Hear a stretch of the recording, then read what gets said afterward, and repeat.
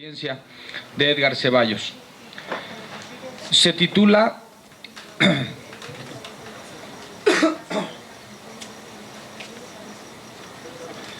La edición del drama o el drama de la edición.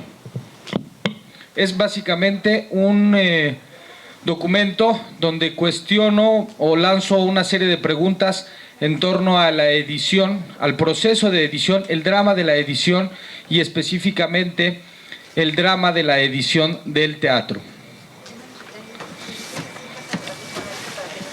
Acto 1. En ocasiones, las palabras de un escritor que conoce plenamente este oficio, como Carlos Fuentes, parecen adquirir el peso de un agorero al decir palabras más, intenciones menos. Con el devenir de los fenómenos actuales, los escritores nos estamos quedando sin temas. Algo así como la frase lapidaria de la realidad rebasa la ficción.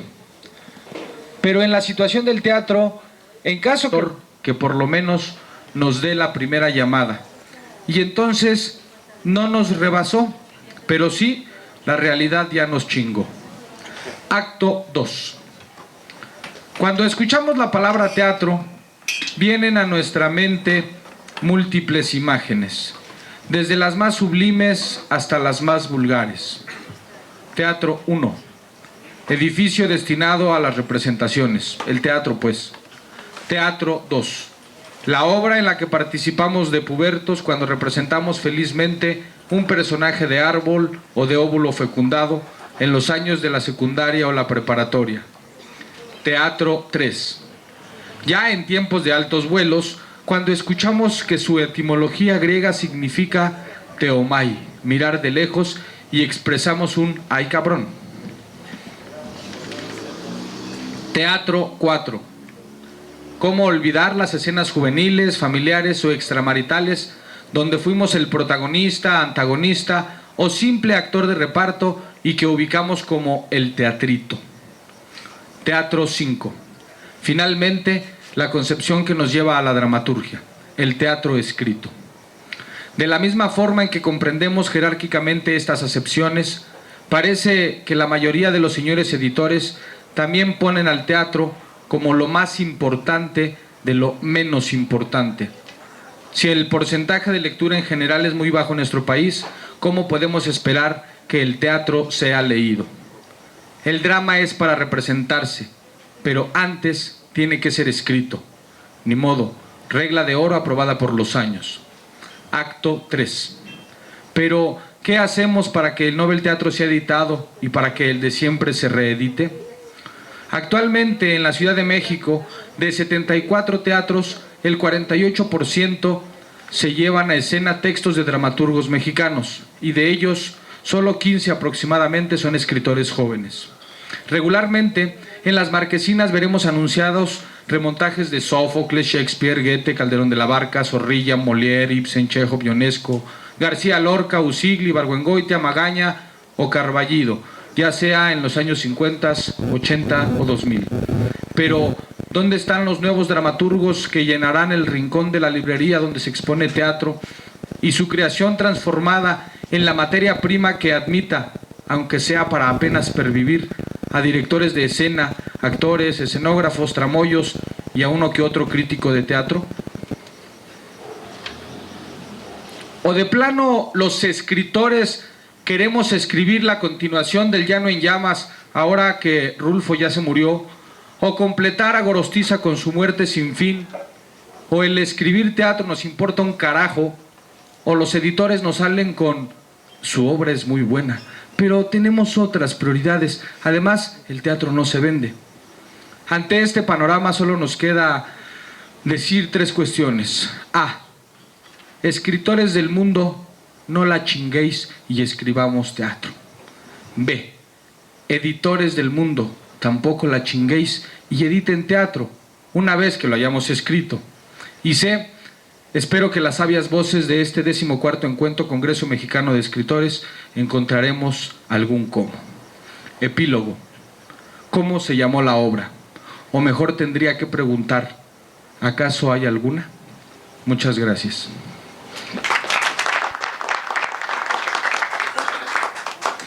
Y ahora vamos a pasar a la presentación de un libro que es muy localista, muy de la ciudad de Morelia, y lleva un título que se refiere a esto, se llama Todos somos Morelia.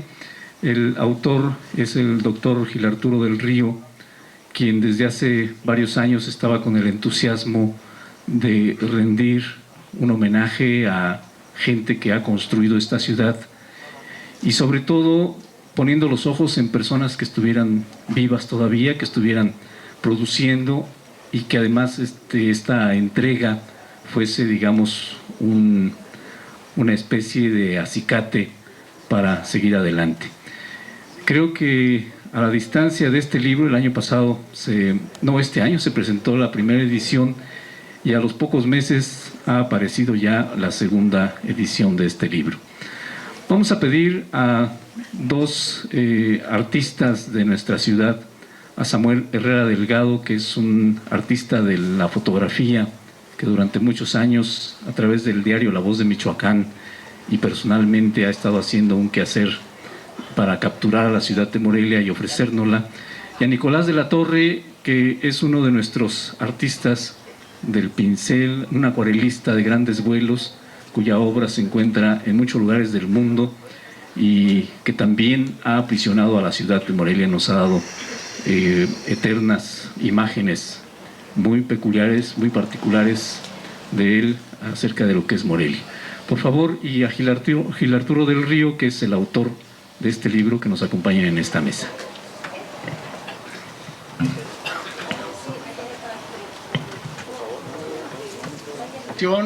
Fue el gobernador, fueron muchas personalidades y los 2 o 3 pintores, compañeros, estudiantes, que éramos los mejores, nos hacíamos una especie de apuesta a ver a quién le compraban primero un cuadro y de quién escribían.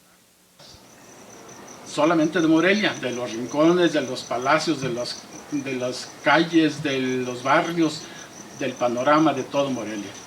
De suerte que amo a Morelia, la quiero tanto que quisiera seguir pintar toda mi vida a Morelia. Esto no quiere decir que nomás sea mi único inspiración, mi único tema. He pintado de todos los temas y estilos, abstracto, cubismo, surrealismo, todos los ismos para enseñárselos a mis alumnos y a la vez hacer los míos.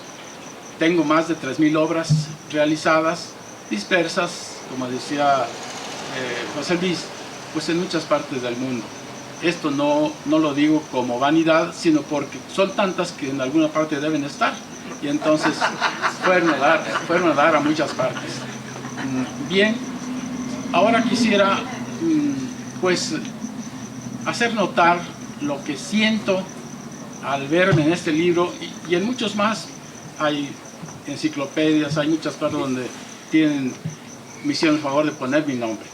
Pero quisiera yo decir algo que no es vanidad, sino yo quisiera ser una hormiguita que ponga Me gusta hablar y prefiere que sea la cámara fotográfica la que hable por él. Sin embargo, esta noche le estamos poniendo en el predicamento de que nos diga algo acerca de este libro y algo también acerca de Samuel Herrera Delgado.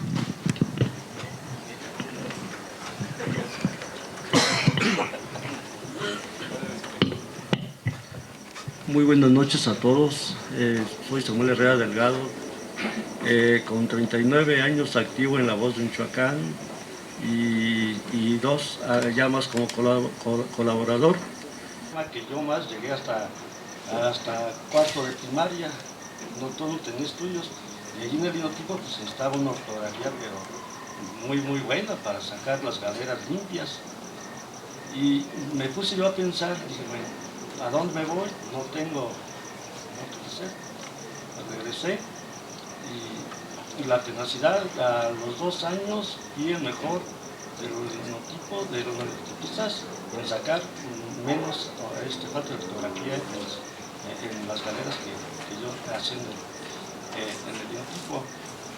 Para esto yo leía mucho a José Santos Valdés, a Nemesio García Naranjo, a todos los grandes periodistas de México de aquella época, y me sirvió bastante. De allí a mí siempre me gustó el béisbol y empecé a escribirlo, el béisbol amateur y luego el profesional, por más de 25 años. Y eso fue lo que me sirvió que subiera la redacción. Estando en la redacción en 1968, edité el periódico olímpico por las Olimpiadas, un periódico que salía tabloide de 4 páginas nada más. Eso me sirvió para que yo en esta tierra, ¿verdad? Y como decía José Luis, yo soy muy malo a hablar en público porque casi no he hablado. Yo sí he dado conferencias, pero sobre el periodismo gráfico, con diapositivas y todo eso. Pero es primera vez que estoy ante un público muy respetable para mí, ¿verdad? Y estoy un poquito nervioso, pero ahí la vamos ya llevando. ¡Bravo! ¡Bravo!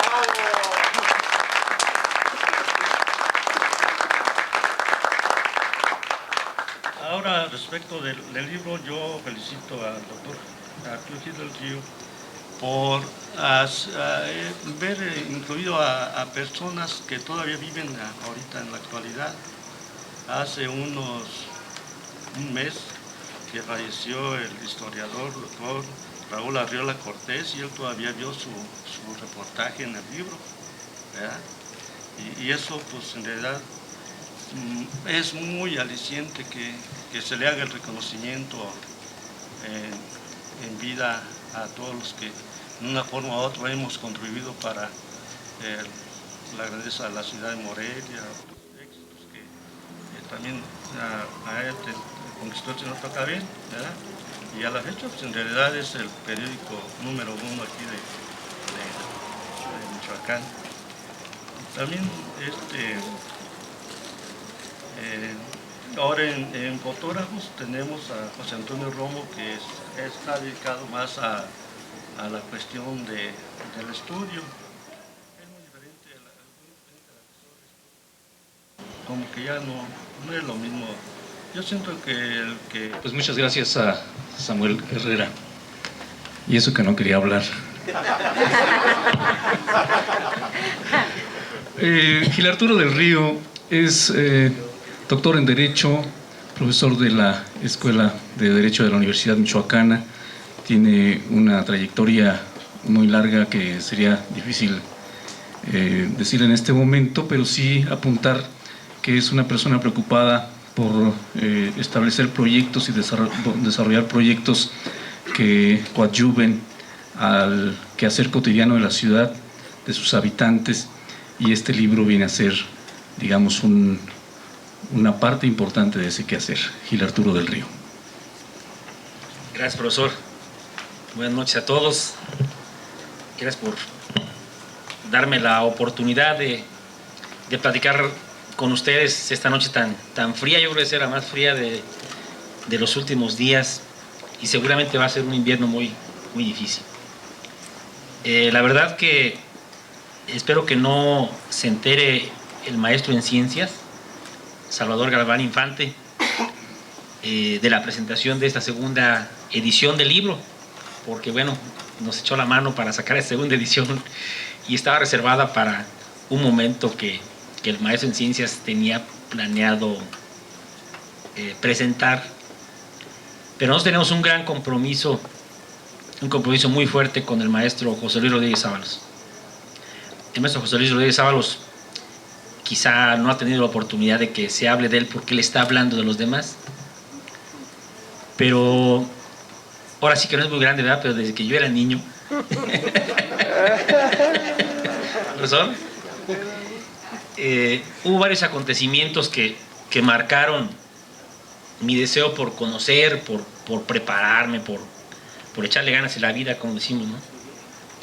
Pero uno de ellos, sin duda alguna, fue el gran ambiente cultural que yo recuerdo de niño había en Morelia.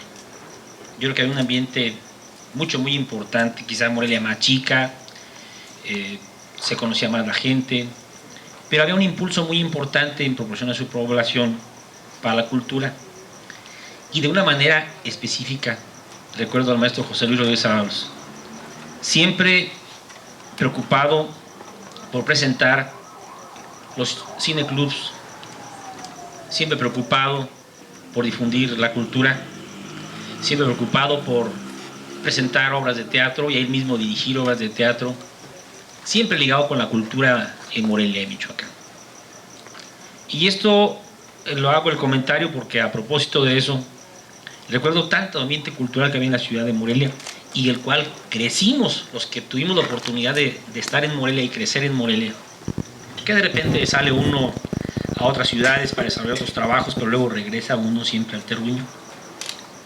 Pero hubo gente específica que ha marcado el sentimiento y la manera de pensar de los que aquí habitamos. Y eso, afortunadamente, ha dado, y lo vimos hace unos días en las Olimpiadas Paralímpicas, las marcas más importantes, el mayor número de medallas para unos michoacanos, y ellos comentaron lo mismo que señalo en este momento.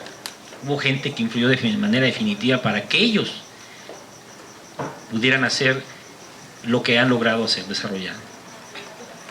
Con esta idea y en un ambiente así parecido a esta casa también, que hemos crecido casi todos los que hemos vivido aquí en Morelia y vivimos algún día en el centro, me fui dando a la preocupación de que en Morelia, los que aquí habitamos, los que nos vamos encontrando, vamos perdiendo como una identidad, como que va haciendo la ciudad, va creciendo la ciudad, y luego vemos cada vez más grafitis y vemos cada vez hay menos amor por la ciudad, quizá porque se va despersonalizando la ciudad, va a ser una ciudad chica, una ciudad media, y luego va a ser una ciudad grande. Y esos fenómenos en las ciudades grandes se van dando, como que falta un sentido de pertenencia en la ciudad, como que no sentimos que si a uno de los arcos del acueducto choca un carro y le tumba un pedazo de cantera, no sentimos como que nos estuvieran pellizcando un brazo. Pasamos de una manera indolente, se puede decir, quizá porque no tenemos sentido de pertenencia. Entonces, yo estaba preparando otro libro, yo estaba preparando y sigo preparando. De lado de mi esposa me dice, oye, pues ¿qué pasó? Ya termínalo. Sobre derecho constitucional, que me ha tomado ya muchos años y tengo que tardar otros poquitos porque es un trabajo de mucha investigación. Pero en ese inter empezamos a recopilar material de gente importante y empezamos con Gavino Fraga, que es una gente de talla internacional y nació en la ciudad de Morelia. Entonces yo creo que inclusive aquí haría un paréntesis para decir que más adelante le habrá, pues ya no justicia la revolución, ¿verdad? Que aquí ya se va a acabar la revolución, ya se acabó. Ya se acabó la revolución. Pero le vamos a hacer justicia al maestro seguramente más adelante cuando muchos aspectos de la vida, ¿no? Pero una nota importante puede ser para destacar una figura tan importante que tenemos aquí y que está catalogado entre los 10 mejores en su especialidad. Pues debe de ser un recipendario de una Generalísima Morelos, por ejemplo. Yo estoy seguro que lo vamos a lograr en una ocasión. Con todo y su sencillez de Don Sam, pues una gente que ha hecho mucho por mucha gente, ya ha dejado mucha imagen en Morelia, y fuimos tomando, y cada vez se fue haciendo más y más grande.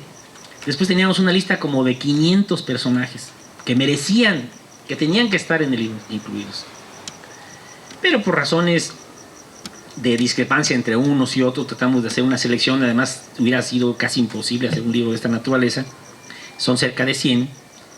No hubo un proceso selectivo, ideológico, político, no, nada de eso. Se encuentra integrado gente del deporte, gente de la cultura, de la ciencia, de las artes, y resultó algo muy interesante, que platicando con algunos de ellos, la gran mayoría era refractario a que pudiéramos sacar algo de su rasgo, de su personalidad. Yo recuerdo que nos costó un trabajo enorme con Alfonso Vega Núñez, por ejemplo, para poder realizar su semblanza, sus datos biográficos, porque no le gusta dar información, no le gusta que se hable de él, como a la mayoría de ellos. Entonces tuvimos que ir y estar insistiendo en un trabajo donde el maestro José Luis Rodríguez Ábalos ha sido fundamental, pilar en muchas tareas que se han realizado en Morelia. Para este libro hubiera sido más que imposible su cristalización, sino ha sido con su apoyo, con su conducción, su dirección y su tenacidad.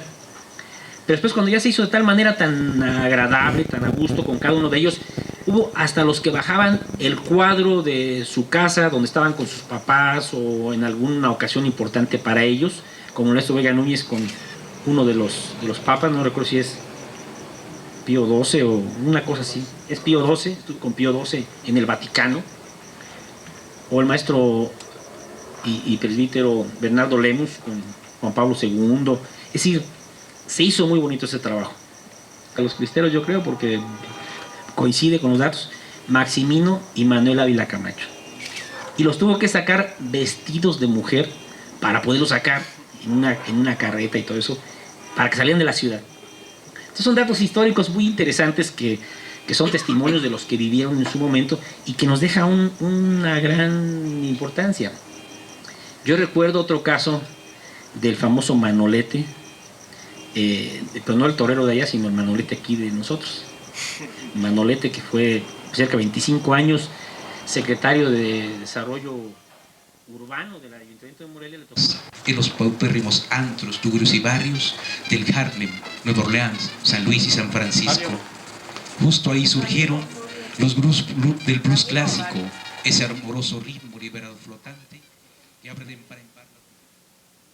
Y pues es muy difícil enmarcar un sentido cultural en esas condiciones, sobre todo cuando Lázaro Cárdenas ha sido víctima de algunos proyectos nacionales que no han cuajado, ya que se ha tratado de hacer a fuerzas un centro de producción nacional sin tener los elementos para ello, y entonces se crea un ambiente ficticio ahí de riqueza, de cosas parecidas, y la realidad es demasiado triste para que se vea esto. Incluso el mismo señor gobernador dijo, bueno, pues realmente el proyecto no es tan así como dijeron, es más bien sencillito y apenas está echándose a andar, o sea que es un veremos. Sin embargo, hacer una revista, ya sabemos que es un problema en todo el mundo. Aquí en Morelia hacer y mantener una revista es el problema más grande que uno se pueda imaginar. ¿Cómo estará la situación en Lázaro Cárdenas? Bueno, en Lázaro Cárdenas o en Ciudad Lázaro Cárdenas, Michoacán, tenemos el grave problema de que a nadie, absolutamente a nadie le interesa la cultura. Es un grave problema. En el ayuntamiento municipal se le dedica un tanto por ciento bastante pobre de lo que es todo el gasto del municipio a esto de la cultura.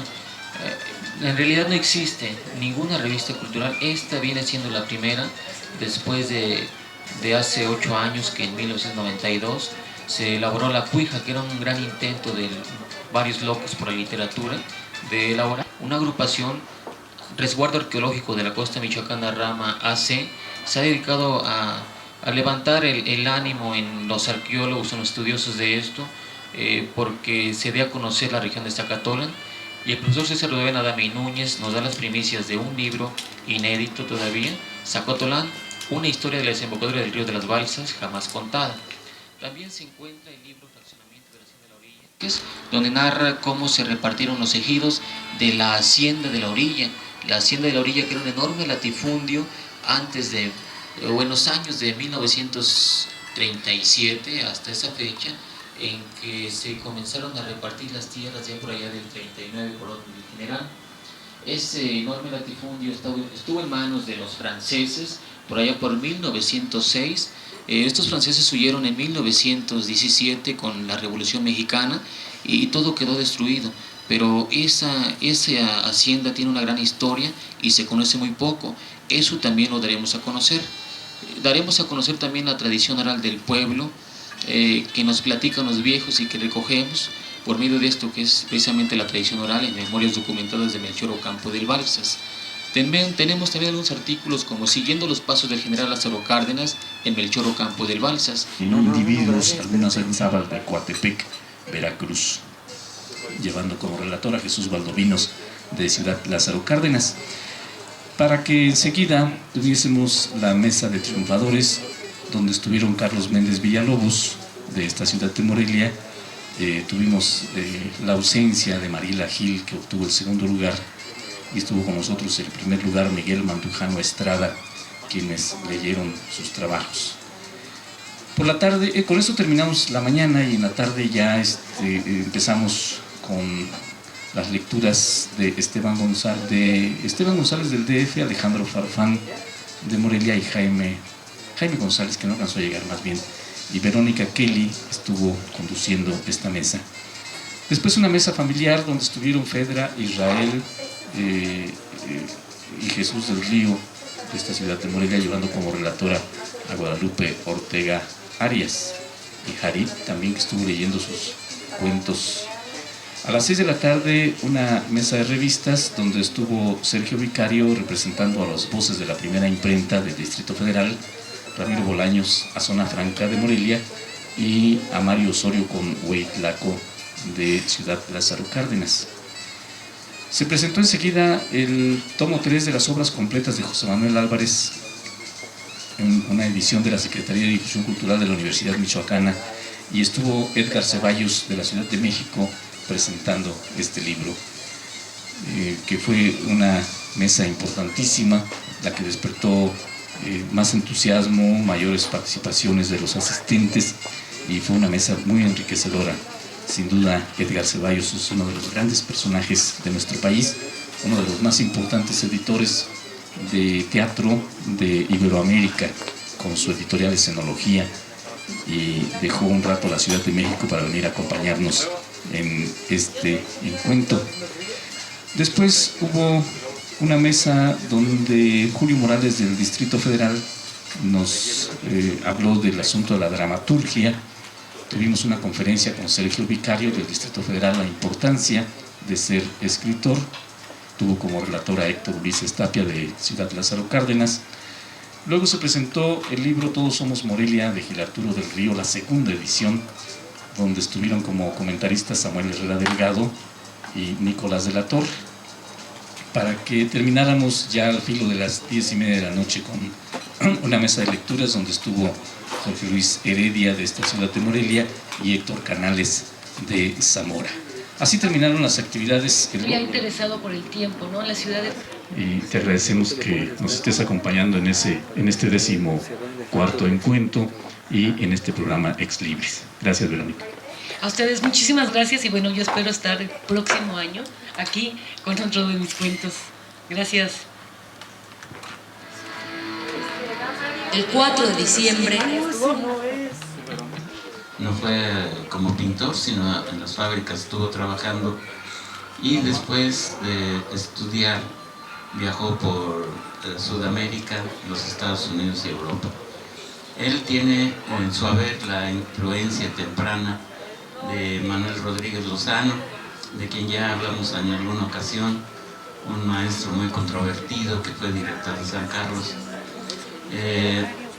Julio Castellanos, nos dicen aquí que él y sus compañeros, un grupo, no quisieron entrar a la cuestión de la pintura mural, precisamente por considerarla burda y teatral, y entonces ellos, en lugar de tomar las grandes dimensiones de la pintura mural, regresaron precisamente a lo que los muralistas habían tirado, que era la pintura de texturas, el color muy glamuroso. Entonces tomó por costumbre llevarse sus colores y sus pinceles y ponerse a trabajar en su oficina mientras resolvía los problemas. A mí me parece una excelente solución, porque pues ni tanto que queme al santo, ni tanto que no lo alumbre, y si él tenía la inquietud, no resuelve ni uno ni otro, ni pintan ni resuelven los problemas administrativos de los institutos. Por otro lado, nos dice que hizo exposiciones y escenografías para algunas actuaciones de ballet. Obviamente, como murió muy joven, nació en 1905 y murió en 1947, no tenemos una gran cantidad de obra de él. Su trabajo principalmente se basa en temas yucatecos. Dice: incansable lluvia de remembranzas, de relanzas, y líneas de tinta delgada, esperando y no, queriendo sin poder, siquiera tomarte entre huesos, reflejar con mis ojos despiertos y detenerme en el cuenco de tu ser, para beber de tus besos, de tu sexo, de tu amor, de ti mujer.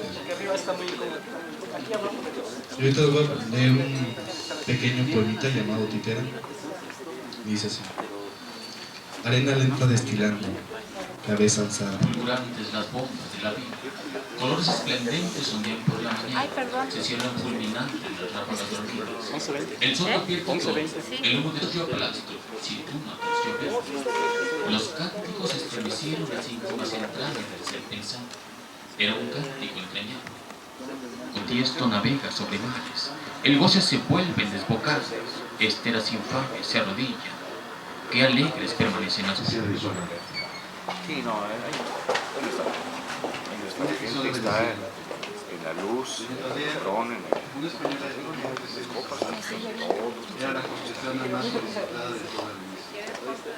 Entre sus piernas había descubierto placeres inimaginables, poetas y guerreros, nobles y obispos. Cualquiera que pasaba una noche con ella se enfermaba de amor. Sus síntomas eran de todos conocidos. La piel del enamorado se tornaba pálida, como la de un muerto. La mirada se volvía melancólica y los labios se marchitaban. Además sufrían frecuentes lapsos de sonrisa. Todavía acostumbraba a pasear por los canales cuando el sol se ponía en el horizonte. Su nave era una espléndida. Cabe todo el dolor del mundo. En este puente uno reconoce el drama. ¿Por qué el cielo sangra? Sin duda, algo de siglo de locura se discurre en esta página.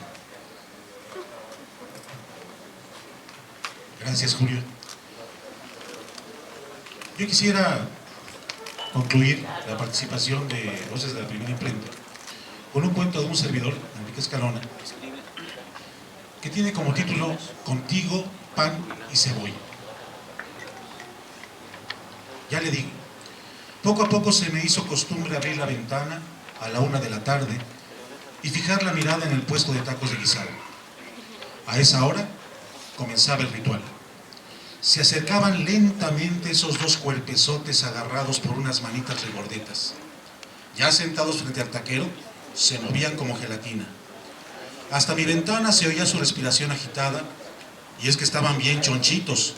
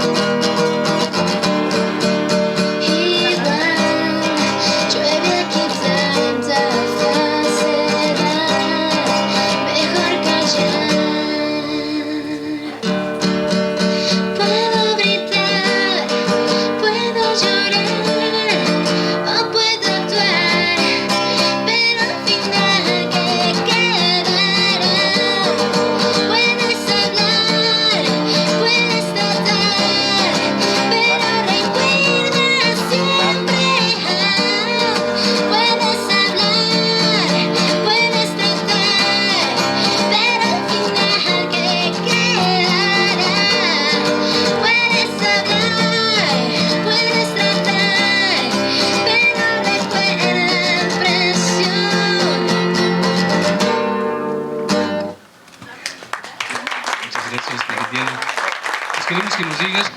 Gracias.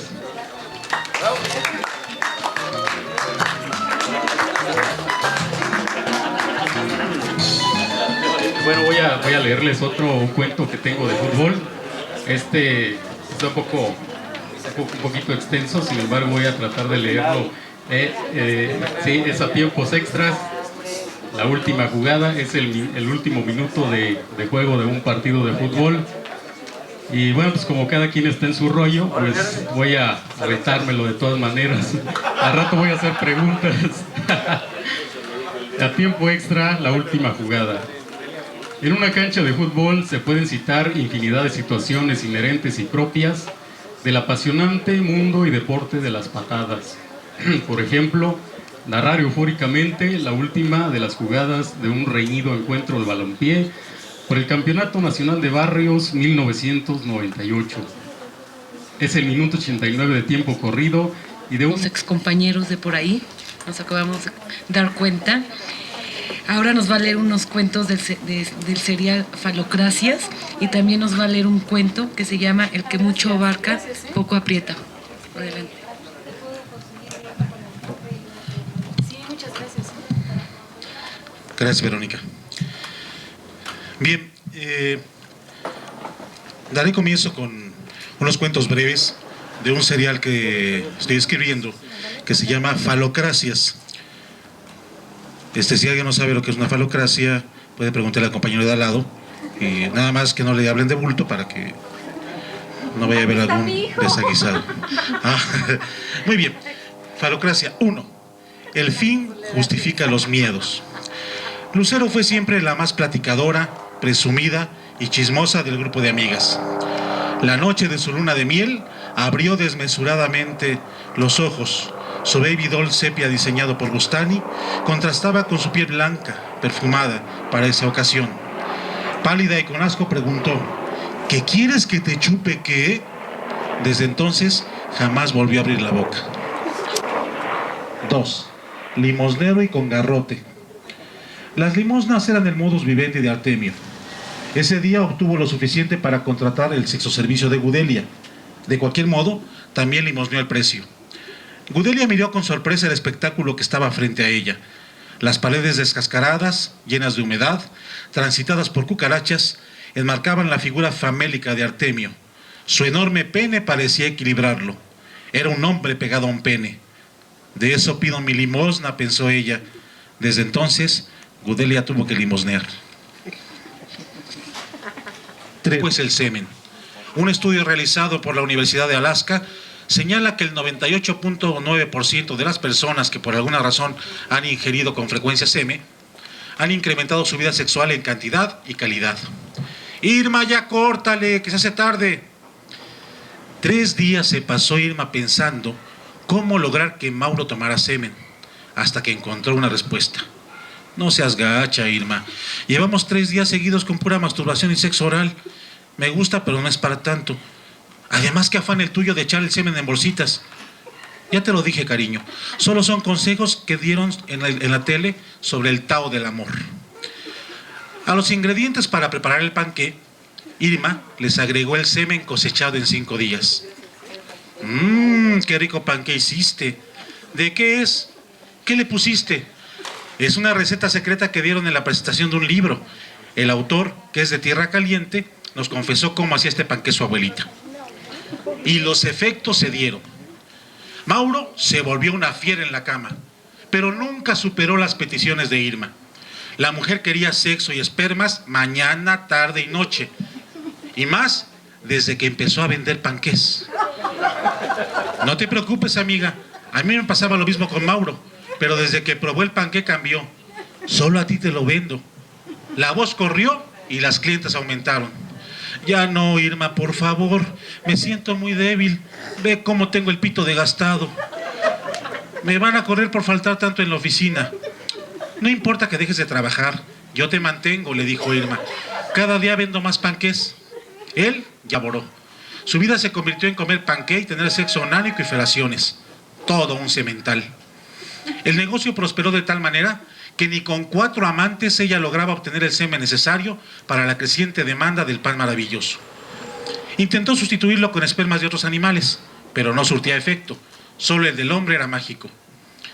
El anuncio en el periódico fue la solución. Se compra semen, discreción y seriedad. Llámame. Desde entonces, cientos de jóvenes acuden a diario a ser ordeñados por unas manos que no tienen rostro, solo prisa. Ellos también probarán alguna vez los panquecitos afrodisíacos de Irma que reparte Mauro en las tiendas naturistas. Gracias.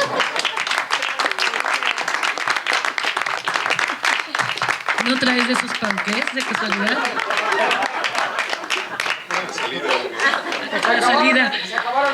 A la salida a lo mejor va a haber. Bueno, continuamos con Jesús Valdovinos. Jesús nació en la ciudad de Lázaro Cárdenas, Michoacán. Ha escrito poesía y cuento, dirige un taller de creación literaria en la Casa de la Cultura y también ha organizado el primero y segundo encuentro literario pacífico Lázaro Cárdenas. Actualmente dirige el taller de teatro y es promotor cultural en la misma institución. Nos va a leer un pequeño cuento sin título, continuará con un cuento que se llama Memoria y Deseo y va a terminar con dos textos breves, un texto breve que me faltó que es Jardines de Piedra. Adelante. Bueno, pues muchas gracias a la autoinvitación para participar en este encuentro. Gracias a José Luis, a Ramiro por su hospitalidad, a Ruth por supuesto. Y bueno, dentro de las irreverencias que hacemos ahí, hay un texto pequeño que no tiene título y dice: medible, pitagórico, inalcanzable, intangible, poema borgiano, onírico, estornudo freudiano, maquiavélico estupor, tu ombligo. Y bueno, el silencio le responde. Jesús se doblega en su propia humanidad, se cobija con la mirada de Magdalena y se baña de recuerdos y se duerme. En sueños recorre un paso y luego el otro. La cotidianeidad de los días, la mirada correteando el cuerpo de Magdalena, llenando de deseo el sax y de memoria el Cristo, en espera del trolebús que lo abandone a sus pasos y espera ansioso que el plan se cumpla. Se empolva olvidado por Dios. Magdalena o la hoguera. Magdalena baja del trolebús, sus pasos siguen el ritmo de su corazón, un paso y luego el otro. Tras la puerta no la espera alguien, solo el sonido de un departamento vacío. Se despatarra en el sillón ocre que le recuerda la tierra de Jerusalén que pisó hace 2000 años y pico, y se sienta a llorar. No es ajena al dolor que la soledad le regala en los látigos azules de la mirada de Jesús, cuando le hiende la carne virgen, disfrazada de medias blancas y mini vestidos negros, gracias a esa broma divina de darles memoria y deseo. Y él, solo él sabía que la memoria quema y que la memoria es agua, y que el deseo es herida y es horizonte. Él, con la justa edad para burlarse de Magdalena, en cuerpo de adolescente adolecido de otro cuerpo, y Jesús casi anciano. Él, con el poder de la madurez y del dinero, por supuesto que eso no lo dejaría nunca. En silencio toma la botella, vierte en un vaso, cliquea el enter y la suma exagerada de dólares sembrado por corrupción y narcotráfico va a parar a Dublín. Deja el ratón y mete la mano entre las piernas de la mujer que lo acompaña por esta noche y que mañana, como vestida de acero fundido, con el cerebro dañado de vino, coca y sexo bestial, caminará olvidada de sí misma por las calles solitarias y las pocas sombras humanas se le retirarán por temor. Cambiarán de acera, quedándose con las limitadas opciones del manicomio o del suicidio. Mientras que él, solo por burla, se acercará en las noches, cada noche, un paso, luego el otro, a mirar en el escaparate de la esquina donde un Cristo y un sax se duelen de polvo. Respirará vaho lascivo sobre el hombro de Magdalena, que no lo reconocerá. Tropezará a propósito con Jesús, le pedirá fósforos que le serán negados.